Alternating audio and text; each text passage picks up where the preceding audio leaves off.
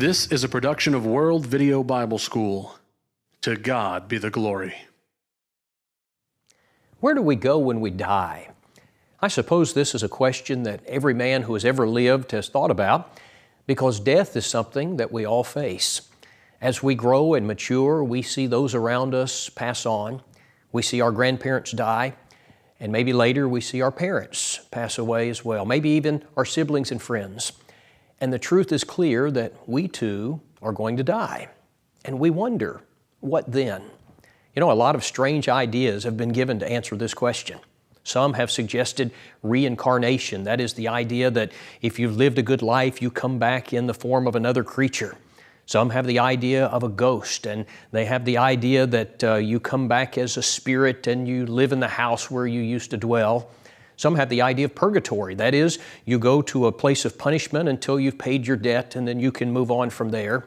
And of course, many people have the idea that you just cease to exist. That is, when you breathe your last breath, that there will be no more conscious existence.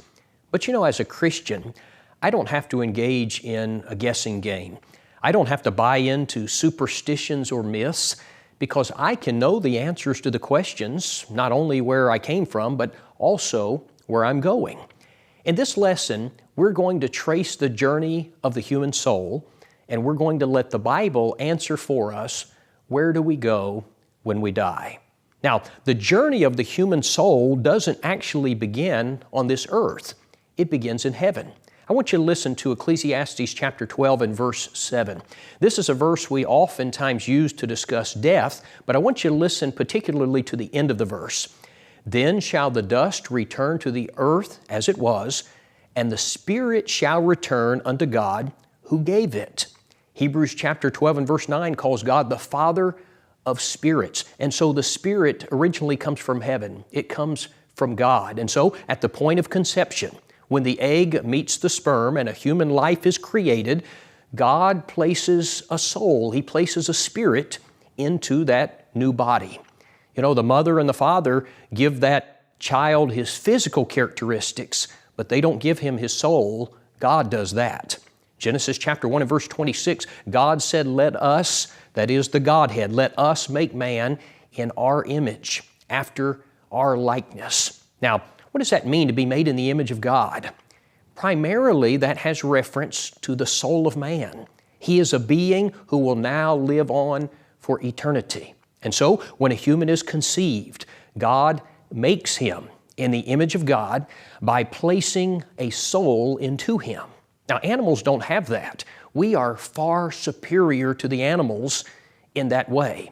Now, from the time that God places a soul into the newly formed human being, it will continue to dwell in that physical body until that person dies. 2 Corinthians 5 and verse 1 says, for we know that if our earthly house, this tent, that's talking about our physical body, it is a tent, it's a temporary dwelling place for the soul. We know that if our earthly house, this tent, is destroyed, we have a building from God, a house not made with hands, eternal in the heavens. 1 Corinthians 15:54 talks about our physical body and refers to the physical body as corruptible.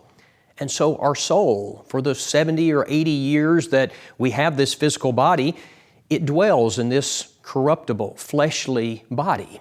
Now, during that time, we worship God with our spirit. It's coming from the physical body, but it emanates ultimately from our soul, from our spirit.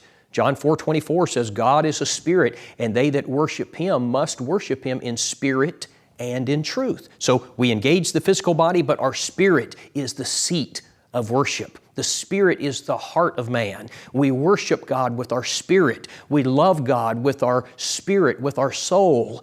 Luke 10 and verse 27, you shall love the Lord your God with all of your heart, with all of your soul, with all of your strength, and with all of your mind. Now, all the while, the physical body is wearing out. Solomon describes this process in Ecclesiastes chapter 12. He says, remember now your Creator in the days of your youth, before the difficult days come. That is, when you begin to get old, the physical body gets old. He says life becomes harder in many ways. He says, and the years draw near when you say, I have no pleasure in them. Many people, when they get near the end, They're just ready to go and be with the Lord because physically life gets very hard for them. He says, while the sun and the light and the moon and the stars are not darkened. That is, your eyesight begins to fail. You've got to get bifocals. And he says, and the clouds do not return after the rain. In the day when the keepers of the house begin to tremble. He's talking about the hands. They begin to shake. And the strong men bow down. That is, your legs get weak. You fall. He says, when the grinders cease because they are few, you lose your teeth. And he says, and those who look through the windows grow dim. When the doors are shut in the streets and the sound of grinding is low, when one rises up at the sound of a bird, you don't sleep well like you did when you were younger. And all the daughters of music are brought low. That is, you're losing your hearing. Also, they are afraid of height and of terrors in the way. When the almond tree blossoms, your hair turns gray. He says the grasshopper, this very small creature, is a burden. Desire fails. Your desire changes as you get older. He says, for a man goes to his eternal home, and the mourners go about the streets. He says, remember your Creator before the silver cord is loosed, or the golden bowl is broken, or the pitcher is shattered at the fountain, or the wheel broken at the well. That is, you're going to die. Now listen, he says, then the dust will return to the earth as it was. That is, the corruptible body is going to die, it's going to decay, it's going to return to the ground and the elements. Now listen, and the spirit will return to God who gave it. What happens then? What happens when I die? For 75 years or 80 years, however long my soul dwells in this physical body, what happens when the physical body dies? Psalm 90 and verse 10 says, the days of our lives are 70 years, and if by reason of strength they are 80 years, yet their boast is only labor and sorrow, for it is soon cut off. Now listen, and we fly away. We fly away. Isn't that fascinating language? Genesis 35:18 describes the death of Rachel, and it uses this language, and it came to pass as her soul was departing. James 2:26 says, the body without the spirit is dead. The body without the spirit. That's very fascinating. And so when I die, my soul leaves this old corruptible body. But where does it go? You know, on the day of resurrection, we know that we're going to get a new body. We're going to get an incorruptible body. But what about in the meantime? I want you to listen to this description in 2 Corinthians chapter 5 and verse 1. For we know that if our earthly house, this tent, the corruptible body, is destroyed, we have a building from God, a house not made with hands, eternal in the heavens. Right now, we have a tent, we have a temporary body, but we're going to get a building, a lasting body, an eternal body. Verse 4, for we who are in this tent groan, being burdened, not because we want to be unclothed, but further clothed, that mortality may be swallowed up by life. Now, there's some very interesting language here because he speaks about being in this body as being clothed in a tent. And then he speaks about being in the resurrected body as being in a building eternal in the heavens. But then he also speaks about being unclothed. What is it? What's he referring to? When is that going to occur? Well, it's when we die and the soul leaves the physical corruptible body. You see, there will be a period when the spirit or the soul will not have a body. It will be unclothed, if you will. Well, when I die and my spirit leaves my body, where does it go? Now, that's going to take us to the next part of this journey. The entire second section of this chart comprises what is known as Hades. This is the Hadean realm. Now, many people are confused by the term Hades because they think of Hades as referring to hell. They think of it as referring to the place of punishment. And that's not right. The word Hades actually refers to the dwelling place of the dead. It's kind of a holding area for disembodied spirits. The good who die go to Hades. The bad who die go to Hades. And I think part of the reason why we're confused about this is because the King James Version translates the Greek word for Hades as hell, and that confuses us. In the original language, there are two different words. There are different words. There's one word for Hades and one word for Gehenna. Now, Hades is the dwelling place of the dead. Gehenna is hell. But the King James translates both words as hell. In Matthew 16:18, when Jesus promised to build His church and He said the gates of hell would not prevail against it, this is not hell. This is the word for Hades. It means that death would not prevent, death would not stop His kingdom. Now, if you don't understand the distinction in these words, you're going to get very confused. Now, incidentally, just as a side note, the Old Testament word for Hades, the Hebrew word for Hades, is the word Sheol. Sheol and Hades refer to the same place. And so once you understand that all people go to Hades when they die, it's going to clear up some things for you. For example, in Acts chapter 2 and verse 31, the Bible refers to Christ after His death as being in Hades. Now the King James Version says hell, but the word there refers to Hades. Jesus did not go to hell when He died. He went to the Hadean realm, to Hades. But Luke 23:43, as Christ was about to die, He said He was going to go to paradise. Now, when you understand that paradise is in Hades, it all makes perfect sense because paradise is a compartment of Hades. In Hades, there is a place where the righteous go, and there is a place where the wicked go. They're all awaiting the day of judgment. Now, the best description that we have in the Bible of Hades is in Luke chapter 16. It describes both compartments. Now, I want us to read it together. Let's look at it together and then we'll discuss it. Luke chapter 16, beginning in verse 19.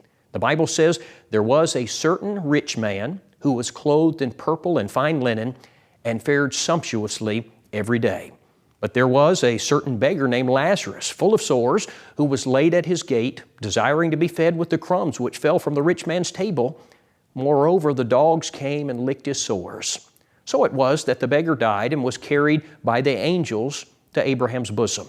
The rich man also died and was buried, and being in torments in Hades." Now the King James uses the word hell. It says that he was in hell, but that's not right. The New King James correctly says that he was in Hades. Being in Hades, he lifted up his eyes and he saw Abraham afar off and Lazarus in his bosom. And then he cried, "Father Abraham, have mercy on me, and send Lazarus that he may dip the tip of his finger in water and cool my tongue, for I am tormented in this flame." But Abraham said, "Son, remember that in your lifetime you received your good things, and likewise Lazarus evil things. But now he is comforted and you are tormented. And besides all of this, between us and you there is a great gulf fixed, so that those who want to pass from here to you cannot, nor can those from there pass to us." Now, I want us first to look at this place where Lazarus was taken. We're told that when Lazarus died, he was carried by angels to Abraham's bosom. Now, this is the compartment of Hades where the righteous go to await judgment. It's the place known as paradise. This is the same place that Christ promised the thief on the cross that he would go. Remember, he said in Luke 23:43, "Assuredly I say to you that you will be with me in paradise." In Luke 16:25, the Bible tells us that in this place, the righteous are comforted. In fact, if you study the background, the etymology of the word paradise, it carries with it the idea of a pleasure garden. Now, the opposite compartment of Hades is where the rich man went. This place is a place of torment. Now, this section of Hades is called Tartarus in the original Greek. Peter uses this word in 2 Peter 2 and verse 4 when he said, "For if God spared not the angels that sinned, but cast them down to Tartarus and delivered them into chains of darkness to be reserved unto judgment." They are waiting for the judgment day. Now, this place is described for us in Luke 16, verses 22 and 23 this way. Verse 22 says, "The rich man also died and was buried." Verse 23, listen to this, "And in hell," the King James says hell, the word is Hades, "and in Hades he lift up his eyes, being in torments." Now, normally when I teach on this subject, I would spend some time here talking about the misery and the suffering of this place. And we could spend an entire lesson just on that subject. But for now, let's briefly observe that this rich man in torment is burning in fire. He is crying out for mercy. He's begging for mercy. He believes that a mere drop of water would bring him at least a moment's relief. And I want you to appreciate with me that every person from the beginning of this world until now, every person who has died lost in the eyes of God is in this place. Many of them have been there for thousands of years, many just for minutes, some for seconds. But they're there and they're suffering. Now, another observation that I want us to notice is the fact that there is consciousness in the Hadean realm. You know, there is a doctrine taught by some in the religious world called soul sleeping. And soul sleeping suggests that when a person dies, that he goes into a state of unconsciousness and he ceases to be aware. But this passage, as well as others, teach us that after death, men are very much aware of what's going on. The rich man's crying in pain. Lazarus is comforted. You know, Psalm 116 and verse 15 says, "Precious in the sight of the Lord is the death of His saints." Friends, I don't believe that refers to them slipping into a state of unconsciousness. That doesn't make any sense to me. You know, I taught on this subject on one occasion, and a gentleman came to me afterwards and he said, "Don, that was a great lesson." He said, "But you need to read this particular passage because you're wrong about there being consciousness in the Hadean realm." And he handed me a piece of paper. Well, I unfolded it and I looked at it. It was Ecclesiastes chapter 9 and verse 5, where the Bible says, "The dead know not anything." The dead know not anything. But you know, he was misinterpreting that verse because he was pulling it out of context. In fact, if you will look at the next verse in Ecclesiastes chapter 9, verse number 6 uses that phrase again, "under the sun." Again, it's used in verse 3, it's used in verse 9, it's used in verse 13. And the context of this passage is things going on in this world, things under the sun, the things on this earth. And the point of the passage is that when you die and you go to paradise or torment, you are no longer aware of what's taking place on this earth. Now, to prove that, in 2 Chronicles chapter 34, King Josiah was told by God that God was going to bring punishment upon Jerusalem for their sins, but that he was going to die and he was not going to see it happen. Now, I want you to listen to the language in verse number 28.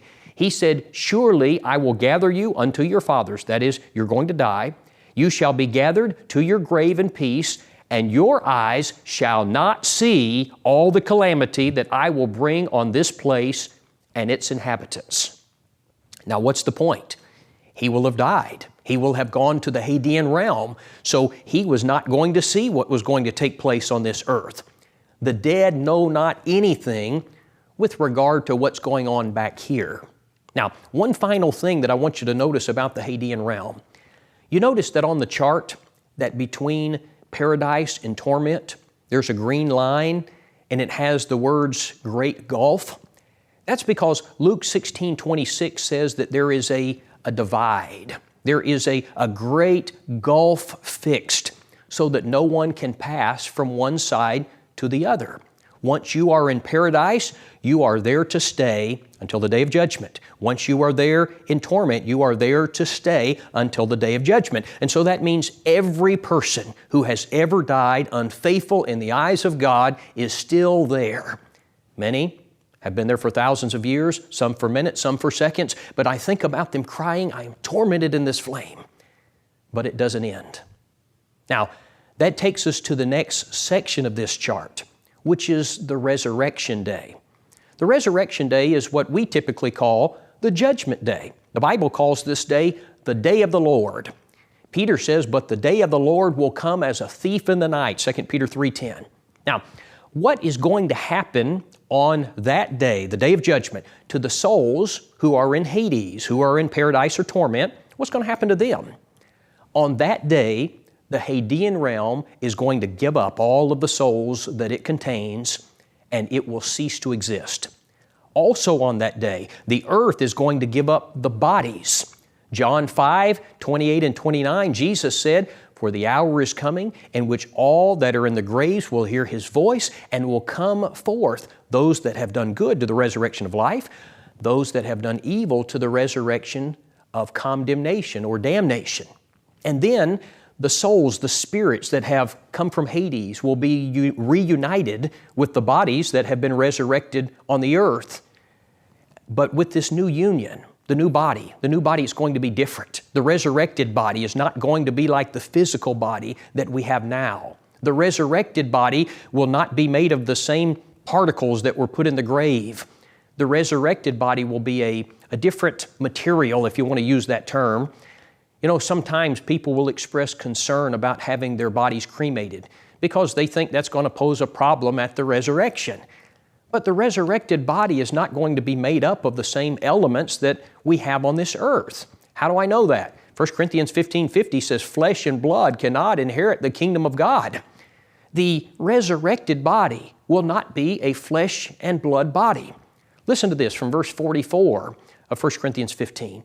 The body, that is the physical body, is sown in corruption.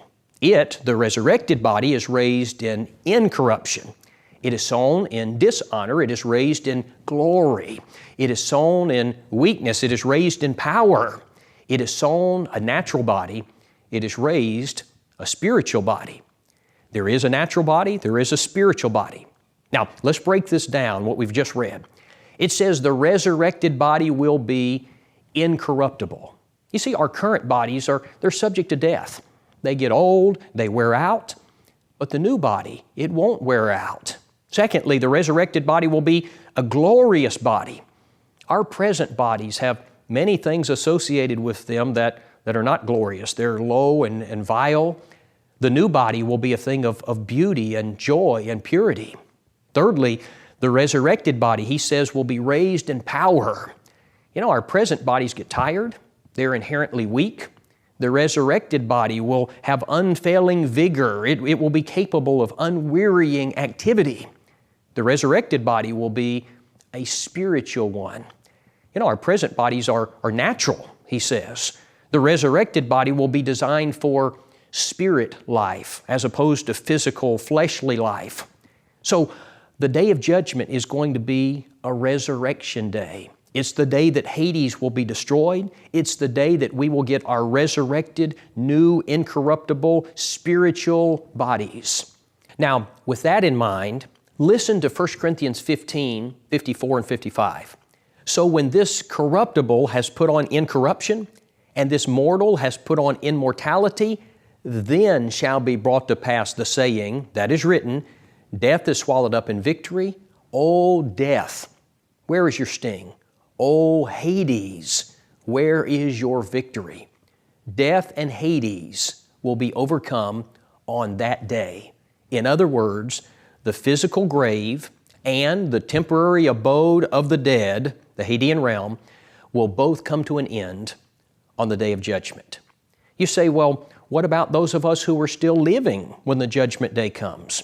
1 Corinthians 15:52 says, in a moment, in the twinkling of an eye, at the last trump, the dead shall be raised incorruptible, and we shall be changed. And so the living also will be changed into an incorruptible body. And then we'll be gathered before the throne of God. After both the good and the bad have received a resurrected body, we will stand before the throne of Christ, and we will be judged. Matthew 25 and verse 32 says, and the nations will be gathered before Him, and He shall separate them one from another, as a shepherd divides his sheep from the goats. And all humanity, friends, all humanity will be there. On that day, the rich man and Lazarus will stand before God to receive their eternal judgment. Abraham, Isaac, and Jacob will be there. Ahab, Jezebel, and Judas will be there. Romans 14:12 says, so then every one of us shall give an account of himself to God. 2 Corinthians 5:10 says, for we must all appear before the judgment seat of Christ, that every one may receive the things done in his body according to that which he hath done, whether it be good or bad. You know, sometimes people will ask, well, what is the point of the judgment? If people have already been in paradise or torment, it seems like they've kind of already been judged. But you see, the judgment day is not a day in which God has to make a judgment call. It's not like God has to weigh the facts and the figures and figure out who is saved and who is lost. He knows that at the very moment that you die. In fact, He knows before you die where you will be eternally. Judgment Day isn't a trial like we might think of. In fact, you might call it the pronouncement of Judgment Day. It's the sentencing day. It's the day that God states the reasons why you were lost or saved. And then He pronounces your eternal sentence or reward. Now somebody says, but you know what, it seems rather unnecessary. Since the righteous and the wicked already know where they will spend their eternities, it seems unnecessary. Friends, let me suggest to you that the Judgment Day is necessary for several reasons. Number one, those who are still living, they haven't been assigned punishment or bliss, and so it's necessary for them. Number two, righteousness must be displayed. Now listen to me. The last time that the world saw Christ, He was dying as a criminal. Remember, He was only seen by His followers after His resurrection. But on the day of judgment, every eye will see Him as the righteous judge. Number three, the Judgment Day is necessary because it will be a day of exposure. The reasons why a man is lost will be stated. The reasons why a man is saved will be heralded. Number four, it is the day when death is finally defeated. You know, for years, I wondered about the meaning of 1 Corinthians 15:26. It says, the last enemy that will be destroyed is death. And I thought to myself, you know, hasn't Christ already defeated death? Did not He do that at His resurrection? And so I was puzzled about this. But listen to the context. Verse number 24. Then comes the end when He delivers the kingdom to God the Father, when He puts an end to all rule and all authority and power, for He must reign until He has put all enemies under His feet. The last enemy that will be destroyed is death. Now friends, this is talking about the day that the tombs will be emptied and the Hadean world will come to an end. It is this day. The Judgment Day is oh so very necessary. Now, the next part of the chart we're going to talk about is eternity. In Matthew 25:46, the Lord said, and these shall go away into everlasting punishment, but the righteous into life eternal. You know, man has been created in the image of God and thus has been given an eternal soul, and that soul will never cease to exist. Now, the Greek word that's translated as eternal means eternal, everlasting, without end, never to cease, indeterminate as to duration. Now, you'll see in the chart there are two alternatives as to where we will spend eternity. One is a place of eternal bliss. That's the destination of the faithful. It's heaven. And to them the King will say on the day of judgment, come, you blessed of my Father, inherit the kingdom prepared for you from the foundation of the world. Matthew 25:46, He calls this place life eternal. Now, the other destination is a place of eternal torment. It's hell. It's described in Revelation 21:8 as the lake which burns with fire and brimstone, which is the second death. It's the place the Lord has in mind in the judgment scene in Matthew 25, where He says to the sinners, and these shall go away into everlasting punishment. How long then is the punishment in hell going to last? Is the punishment in hell going to be temporary, or are people just going to burn up and cease to exist? No, the Bible says it's going to last eternally. It's going to be everlasting. Revelation 14:11 says, and the smoke of their torment ascends forever and ever, and they have no rest day or night. Friends, I can't imagine anything more terrifying than that. You know, the man who dies and goes to hell, he has tomorrow and the next day and the next year and the next 100 years and a million years from now, he will still be suffering and burning and continuing to exist. Each day that passes, he's no closer to the end. Now, you know, we're speaking rather accommodatively because there is no time in eternity. He will simply be suffering forever. The soul of man enters the physical body at the point of conception, and at death, it goes into Hades, where it remains as a spirit until the day of resurrection. On that day, It reunites with the body, the new incorruptible body, and then that soul and the new body will spend eternity in heaven or hell. Now, we've been discussing the future of our souls, but let's bring the discussion back home to where you and I live. If you go back to the beginning of the chart, you will notice that on the earth there are two categories, the saved and the lost. And everyone on earth fits into one of these two categories. You'll also notice that the saved and the lost are traveling on different pathways. Notice that for the saved, for the righteous, the pathway representing death is very narrow. Now that's because Matthew 7:14 says, "Straight is the gate and narrow is the way that leads to life, and few there be that find it." Notice also that for the lost, their pathway for death is wide. And that's because Matthew 7:13 says, "Wide is the gate and broad is the way that leads to destruction, and there are many who go in by it." And perhaps the most important thing to notice is that after death, the saved and the lost end up in different locations. And friends, where you will go when you die depends on where you are heading while you're alive. Every person alive today is on one of two paths. It is either the narrow path that leads to heaven, or it is the wide path that leads to hell. If you died today, what does eternity hold for you? If you died in the next few moments, where would you be when you opened your eyes? What would you see? Seconds from now, what would you see? Would it be angels carrying you to paradise, or would you lift up your eyes being in torment?